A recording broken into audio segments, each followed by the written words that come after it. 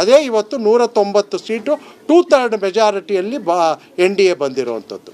ವಿಶ್ಲೇಷಕರು ಹೇಳ್ತಾ ಇದ್ದಾರೆ ಇದು ಏನಿದೆ ಬಿಹಾರದ ಚುನಾವಣಾ ಫಲಿತಾಂಶ, this is out and out for Nitish Kumar. Nitish ಕುಮಾರೇ ಬಿಹಾರದ ಆ ಒನ್ ಅಂಡ್ ಓನ್ಲಿ ಗ್ಯಾರಂಟಿ.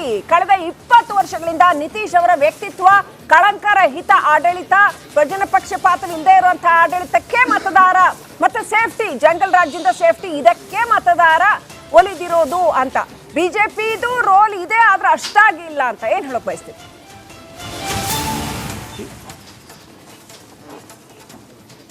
ಖಂಡಿತವಾಗಲೂ ಕೂಡ ದೇಶದಲ್ಲಿ ಅಲ್ಲ ಪ್ರಪಂಚದಲ್ಲೇ ನರೇಂದ್ರ ಮೋದಿಯವರ ಹೆಸರು ಚೆನ್ನಾಗಿದೆ. ಅವರು ವಿಶ್ವಗುರು ಅಂತೇಳಿ ಒಂದು ಹೆಸರನ್ನು ತಗೊಂಡಿದೆ. ಇದು ಒಂದು ನಿತೀಶ್ ಕುಮಾರು ಮತ್ತು ನರೇಂದ್ರ ಮೋದಿಯವರ ಕಾಂಬಿನೇಷನ್ನು ಮತ್ತು ನರೇಂದ್ರ ಮೋದಿಯವರ ಒಂದು ಡೆವಲಪ್ಮೆಂಟಿನ ಬಗ್ಗೆ ಜನ ಇವತ್ತು ನಂಬಿಕೆ ಇಟ್ಟು ಇವತ್ತು ಇಷ್ಟೊಂದು ಮೆಜಾರಿಟಿಯನ್ನು ಕೊಟ್ಟಿದ್ದಾರೆ. ಆಲ್ರೈಟ್, ಈಗ ಹಾಗಾದ್ರೆ ಬಿಹಾರಕ್ಕೆ ಸಂಬಂಧಪಟ್ಟಂತೆ ನಿಮ್ಮ ಮುಂದಿನ ವಿಷನ್ ಏನು? ಬಿಹಾರದಲ್ಲಿ ಆಗೋ ಮ್ಯಾಜಿಕ್ ಕರ್ನಾಟಕದಲ್ಲಿ ಯಾಕಾಗಲ್ಲ? Why there is no Nitish Kumar in Karnataka?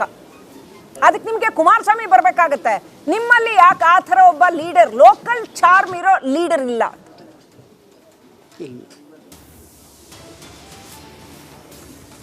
ಇವತ್ತು ಖಂಡಿತವಾಗಲೂ ಕೂಡ ಕುಮಾರಸ್ವಾಮಿ ಅವರು ಅದೇ ನಮ್ಮ JDS ಇವತ್ತು NDA ಒಂದು ಅಲಯನ್ಸ್ ಆಗಿದೆ.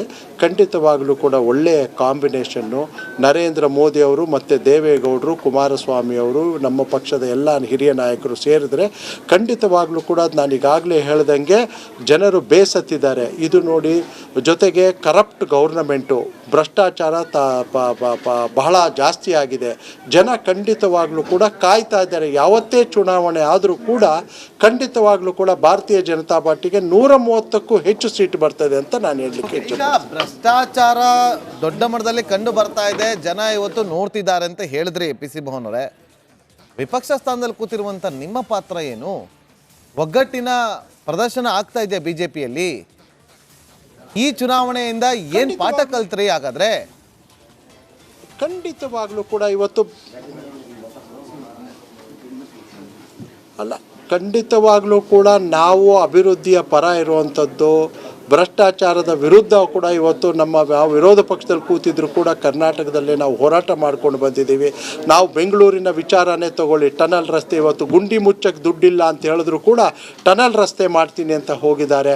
ಅದರಲ್ಲೂ ಕೂಡ ಅವೈಜ್ಞಾನಿಕವಾಗಿ ಮಾಡ್ತಾ ಇರುವಂಥದ್ದು, ಬಂಡತನದಿಂದ ಇಂತಹ ಪ್ರಾಜೆಕ್ಟ್ಗಳನ್ನು ಕರಪ್ಷನ್ಗೋಸ್ಕರ ಮಾಡ್ತಾ ಇರೋದು ಜನರು ಕೂಡ ಇವತ್ತು ತಿಳ್ಕೊಂಡಿದ್ದಾರೆ. ಹೋರಾಟ ಮಾಡ್ತಿದ್ದೀರಿ, ಇಲ್ಲ ಅಂತ ಹೇಳ್ತಿಲ್ಲ. ಇಡೀ ರಾಜ್ಯದಲ್ಲಿ ಯಾವುದೇ ಒಂದು ಅಭಿವೃದ್ಧಿ ನಡೀತಿಲ್ಲ. ಅವರೇ ಪಕ್ಷದ ಪಾರ್ಟಿಯ ಅವರ ಪಕ್ಷದ MLAಗಳೇ ಇವತ್ತು ಬೆಳೆದು ತೋರಿಸ್ತಾ ಇದ್ದಾರೆ ಅಂತ ಹೇಳ್ತಾ ಇಲ್ಲ. ಹೋರಾಟ ಆಗ್ತಾ ಇದೆ. ಇವತ್ತು ಕಬ್ಬು ಬೆಳೆಗಾರರ ಹೋರಾಟ ಆಗುತ್ತೆ, ವಿಜೇಂದ್ರ ಅವರು ಹೋಗ್ತಾರೆ. ಇಲ್ಲಿ ಟನಲ್ ಹೋರಾಟ ಆಗುತ್ತೆ, ತೇಜಸ್ವಿ ಸೂರ್ಯ ಅವರು ಇರ್ತಾರೆ. ಇನ್ನೆಲ್ಲೋ ಇನ್ನೊಂದ್ ಕಡೆ ಆಗುತ್ತೆ, ಅಶೋಕ್ ಅವರು ಇರ್ತಾರೆ. ಯಾಕೆಲ್ಲ ಒಗ್ಗಟ್ಟಾಗಿ ಹೋರಾಟವನ್ನ ಮಾಡೋದಿಲ್ಲ? ಅದೇ ಇವತ್ತು 190 ಸೀಟು 2/3 ಮೆಜಾರಿಟಿಯಲ್ಲಿ NDA ಬಂದಿರುವಂಥದ್ದು. ವಿಶ್ಲೇಷಕರು ಹೇಳ್ತಾ ಇದ್ದಾರೆ ಇದು ಏನಿದೆ ಬಿಹಾರದ ಚುನಾವಣಾ ಫಲಿತಾಂಶ, this is out and out for Nitish Kumar. Nitish ಕುಮಾರೇ ಬಿಹಾರದ ಆ ಒನ್ ಅಂಡ್ ಓನ್ಲಿ ಗ್ಯಾರಂಟಿ. ಕಳೆದ 20 ವರ್ಷಗಳಿಂದ ನಿತೀಶ್ ಅವರ ವ್ಯಕ್ತಿತ್ವ, ಕಳಂಕರಹಿತ ಆಡಳಿತ, ಪ್ರಜನ ಪಕ್ಷಪಾತವಿಲ್ಲದೆ ಇರುವಂತಹ ಆಡಳಿತಕ್ಕೆ ಮತದಾರ ಮತ್ತೆ ಸೇಫ್ಟಿ, ಜಂಗಲ್ ರಾಜ್ಯದ ಸೇಫ್ಟಿ, ಇದಕ್ಕೆ ಮತದಾರ ಒಲಿದಿರೋದು ಅಂತ. ಬಿಜೆಪಿದು ರೋಲ್ ಇದೆ ಆದ್ರೆ ಅಷ್ಟಾಗಿ ಇಲ್ಲ ಅಂತ ಏನ್ ಹೇಳಕ್ ಬಯಸ್ತೀವಿ?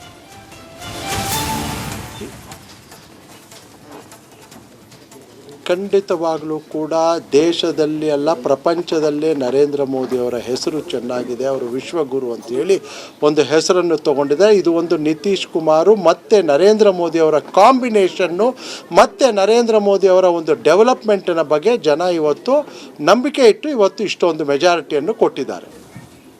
ಆಲ್ರೈಟ್, ಈಗ ಹಾಗಾದ್ರೆ ಬಿಹಾರಕ್ಕೆ ಸಂಬಂಧಪಟ್ಟಂತೆ ನಿಮ್ಮ ಮುಂದಿನ ವಿಷನ್ ಏನು? ಬಿಹಾರದಲ್ಲಿ ಆಗೋ ಮ್ಯಾಜಿಕ್ ಕರ್ನಾಟಕದಲ್ಲಿ ಯಾಕಾಗಲ್ಲ? Why there is no Nitish Kumar in Karnataka? ಅದಕ್ಕೆ ನಿಮ್ಗೆ ಕುಮಾರಸ್ವಾಮಿ ಬರ್ಬೇಕಾಗತ್ತೆ. ನಿಮ್ಮಲ್ಲಿ ಯಾಕೆ ಆ ಥರ ಒಬ್ಬ ಲೀಡರ್, ಲೋಕಲ್ ಚಾರ್ಮ್ ಇರೋ ಲೀಡರ್ ಇಲ್ಲ?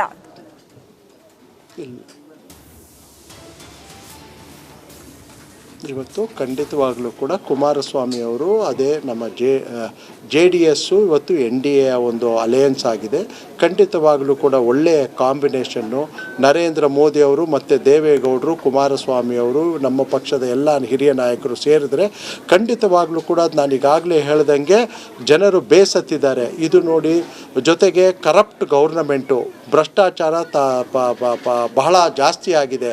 ಜನ ಖಂಡಿತವಾಗ್ಲೂ ಕೂಡ ಕಾಯ್ತಾ ಇದ್ದಾರೆ. ಯಾವತ್ತೇ ಚುನಾವಣೆ ಆದರೂ ಕೂಡ ಖಂಡಿತವಾಗ್ಲೂ ಕೂಡ ಭಾರತೀಯ ಜನತಾ ಪಾರ್ಟಿಗೆ 130ಕ್ಕೂ ಹೆಚ್ಚು ಸೀಟ್ ಬರ್ತದೆ ಅಂತ ನಾನು ಹೇಳಲಿಕ್ಕೆ ಭ್ರಷ್ಟಾಚಾರ ದೊಡ್ಡ ಮಟ್ಟದಲ್ಲಿ ಕಂಡು ಬರ್ತಾ ಇದೆ, ಜನ ಇವತ್ತು ನೋಡ್ತಿದ್ದಾರೆ ಅಂತ ಹೇಳಿದ್ರಿ PC ಮೋಹನ್ ಅವರೇ. ವಿಪಕ್ಷ ಸ್ಥಾನದಲ್ಲಿ ಕೂತಿರುವಂತ ನಿಮ್ಮ ಪಾತ್ರ ಏನು? ಒಗ್ಗಟ್ಟಿನ ಪ್ರದರ್ಶನ ಆಗ್ತಾ ಇದೆ ಬಿಜೆಪಿಯಲ್ಲಿ. ಈ ಚುನಾವಣೆಯಿಂದ ಏನ್ ಪಾಠ ಕಲ್ತ್ರಿ ಹಾಗಾದ್ರೆ? ಖಂಡಿತವಾಗ್ಲೂ ಕೂಡ ಇವತ್ತು ಖಂಡಿತವಾಗ್ಲೂ ಕೂಡ ನಾವು ಅಭಿವೃದ್ಧಿಯ ಪರ ಇರುವಂಥದ್ದು, ಭ್ರಷ್ಟಾಚಾರದ ವಿರುದ್ಧ ಕೂಡ ಇವತ್ತು ನಮ್ಮ ವಿರೋಧ ಪಕ್ಷದಲ್ಲಿ ಕೂತಿದ್ರು ಕೂಡ ಕರ್ನಾಟಕದಲ್ಲೇ ನಾವು ಹೋರಾಟ ಮಾಡ್ಕೊಂಡು ಬಂದಿದ್ದೀವಿ.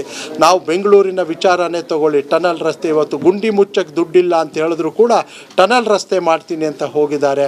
ಅದರಲ್ಲೂ ಕೂಡ ಅವೈಜ್ಞಾನಿಕವಾಗಿ ಮಾಡ್ತಾ ಇರುವಂಥದ್ದು, ಬಂಡತನದಿಂದ ಇಂತಹ ಪ್ರಾಜೆಕ್ಟ್ಗಳನ್ನು ಕರಪ್ಷನ್ಗೋಸ್ಕರ ಮಾಡ್ತಾ ಇರೋದು ಜನರು ಕೂಡ ಇವತ್ತು ತಿಳ್ಕೊಂಡಿದ್ದಾರೆ. ಹೋರಾಟ ಮಾಡ್ತಿದ್ದೀರಿ, ಇಲ್ಲ ಅಂತ ಹೇಳ್ತಿಲ್ಲ. ಇಡೀ ರಾಜ್ಯದಲ್ಲಿ ಯಾವುದೇ ಒಂದು ಅಭಿವೃದ್ಧಿ ನಡೀತಿಲ್ಲ. ಅವರೇ ಪಕ್ಷದ ಪಾರ್ಟಿಯ ಅವರ ಪಕ್ಷದ MLAಗಳೇ ಇವತ್ತು ಬೆಳೆದು ತೋರಿಸ್ತಾ ಇದ್ದಾರೆ. ಹೇಳ್ತಾ ಇಲ್ಲ, ಹೋರಾಟ ಆಗ್ತಾ ಇದೆ. ಇವತ್ತು ಕಬ್ಬು ಬೆಳೆಗಾರರ ಹೋರಾಟ ಆಗುತ್ತೆ, ವಿಜೇಂದ್ರ ಅವರು ಹೋಗ್ತಾರೆ. ಇಲ್ಲಿ ಟನಲ್ ಹೋರಾಟ ಆಗುತ್ತೆ, ತೇಜಸ್ವಿ ಸೂರ್ಯ ಅವರು ಇರ್ತಾರೆ. ಇನ್ನೆಲ್ಲೋ ಇನ್ನೊಂದ್ ಕಡೆ ಆಗುತ್ತೆ, ಅಶೋಕ್ ಅವರು ಇರ್ತಾರೆ. ಯಾಕೆಲ್ಲ ಒಗ್ಗಟ್ಟಾಗಿ ಹೋರಾಟವನ್ನ ಮಾಡೋದಿಲ್ಲ?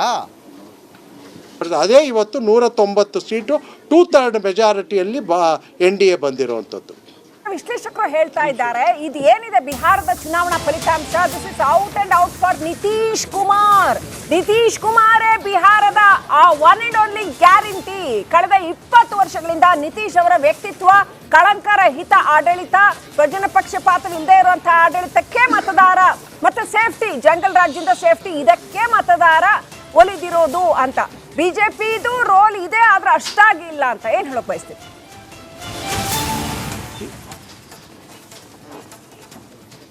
ಖಂಡಿತವಾಗಲೂ ಕೂಡ ದೇಶದಲ್ಲಿ ಅಲ್ಲ, ಪ್ರಪಂಚದಲ್ಲೇ ನರೇಂದ್ರ ಮೋದಿ ಅವರ ಹೆಸರು ಚೆನ್ನಾಗಿದೆ. ಅವರು ವಿಶ್ವಗುರು ಅಂತೇಳಿ ಒಂದು ಹೆಸರನ್ನು ತಗೊಂಡಿದ್ದಾರೆ. ಇದು ಒಂದು ನಿತೀಶ್ ಕುಮಾರು ಮತ್ತು ನರೇಂದ್ರ ಮೋದಿ ಅವರ ಕಾಂಬಿನೇಷನ್ನು, ಮತ್ತು ನರೇಂದ್ರ ಮೋದಿ ಅವರ ಒಂದು ಡೆವಲಪ್ಮೆಂಟಿನ ಬಗ್ಗೆ ಜನ ಇವತ್ತು ನಂಬಿಕೆ ಇಟ್ಟು ಇವತ್ತು ಇಷ್ಟೊಂದು ಮೆಜಾರಿಟಿಯನ್ನು ಕೊಟ್ಟಿದ್ದಾರೆ.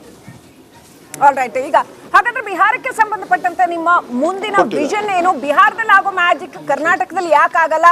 Y there is no Nitish Kumar in Karnataka? ಅದಕ್ಕೆ ನಿಮ್ಗೆ ಕುಮಾರಸ್ವಾಮಿ ಬರ್ಬೇಕಾಗತ್ತೆ. ನಿಮ್ಮಲ್ಲಿ ಯಾಕೆ ಆ ಥರ ಒಬ್ಬ ಲೀಡರ್, ಲೋಕಲ್ ಚಾರ್ಮ್ ಇರೋ ಲೀಡರ್ ಇಲ್ಲ?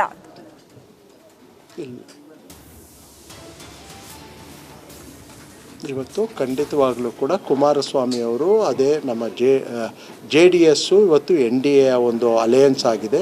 ಖಂಡಿತವಾಗ್ಲೂ ಕೂಡ ಒಳ್ಳೆಯ ಕಾಂಬಿನೇಷನ್ನು. ನರೇಂದ್ರ ಮೋದಿ ಅವರು ಮತ್ತು ದೇವೇಗೌಡರು, ಕುಮಾರಸ್ವಾಮಿ ಅವರು, ನಮ್ಮ ಪಕ್ಷದ ಎಲ್ಲ ಹಿರಿಯ ನಾಯಕರು ಸೇರಿದ್ರೆ ಖಂಡಿತವಾಗ್ಲೂ ಕೂಡ ನಾನು ಈಗಾಗಲೇ ಹೇಳ್ದಂಗೆ ಜನರು ಬೇಸತ್ತಿದ್ದಾರೆ. ಇದು ನೋಡಿ, ಜೊತೆಗೆ ಕರಪ್ಟ್ ಗೌರ್ನಮೆಂಟು, ಭ್ರಷ್ಟಾಚಾರ ಬಹಳ ಜಾಸ್ತಿ ಆಗಿದೆ. ಜನ ಖಂಡಿತವಾಗ್ಲೂ ಕೂಡ ಕಾಯ್ತಾ ಇದ್ದಾರೆ. ಯಾವತ್ತೇ ಚುನಾವಣೆ ಆದರೂ ಕೂಡ ಖಂಡಿತವಾಗ್ಲೂ ಕೂಡ ಭಾರತೀಯ ಜನತಾ ಪಾರ್ಟಿಗೆ 130ಕ್ಕೂ ಹೆಚ್ಚು ಸೀಟ್ ಬರ್ತದೆ ಅಂತ ನಾನು ಹೇಳಲಿಕ್ಕೆ ಭ್ರಷ್ಟಾಚಾರ ದೊಡ್ಡ ಮಟ್ಟದಲ್ಲಿ ಕಂಡು ಬರ್ತಾ ಇದೆ, ಜನ ಇವತ್ತು ನೋಡ್ತಿದ್ದಾರೆ ಅಂತ ಹೇಳಿದ್ರಿ PC ಮೋಹನ್ ಅವರೇ. ವಿಪಕ್ಷ ಸ್ಥಾನದಲ್ಲಿ ಕೂತಿರುವಂತ ನಿಮ್ಮ ಪಾತ್ರ ಏನು? ಒಗ್ಗಟ್ಟಿನ ಪ್ರದರ್ಶನ ಆಗ್ತಾ ಇದೆ ಬಿಜೆಪಿಯಲ್ಲಿ.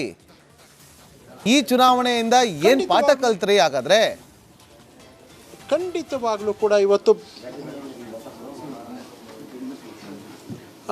ಖಂಡಿತವಾಗ್ಲೂ ಕೂಡ ನಾವು ಅಭಿವೃದ್ಧಿಯ ಪರ ಇರುವಂಥದ್ದು, ಭ್ರಷ್ಟಾಚಾರದ ವಿರುದ್ಧ ಕೂಡ ಇವತ್ತು ನಮ್ಮ ವಿರೋಧ ಪಕ್ಷದಲ್ಲಿ ಕೂತಿದ್ರು ಕೂಡ ಕರ್ನಾಟಕದಲ್ಲೇ ನಾವು ಹೋರಾಟ ಮಾಡ್ಕೊಂಡು ಬಂದಿದ್ದೀವಿ.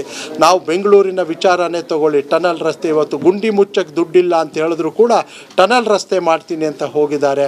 ಅದರಲ್ಲೂ ಕೂಡ ಅವೈಜ್ಞಾನಿಕವಾಗಿ ಮಾಡ್ತಾ ಇರುವಂಥದ್ದು, ಬಂಡತನದಿಂದ ಇಂತಹ ಪ್ರಾಜೆಕ್ಟ್ಗಳನ್ನು ಕರಪ್ಷನ್ಗೋಸ್ಕರ ಮಾಡ್ತಾ ಇರೋದು ಜನರು ಕೂಡ ಇವತ್ತು ತಿಳ್ಕೊಂಡಿದ್ದಾರೆ. ಹೋರಾಟ ಮಾಡ್ತಿದ್ದೀರಿ, ಇಲ್ಲ ಅಂತ ಹೇಳ್ತಿಲ್ಲ.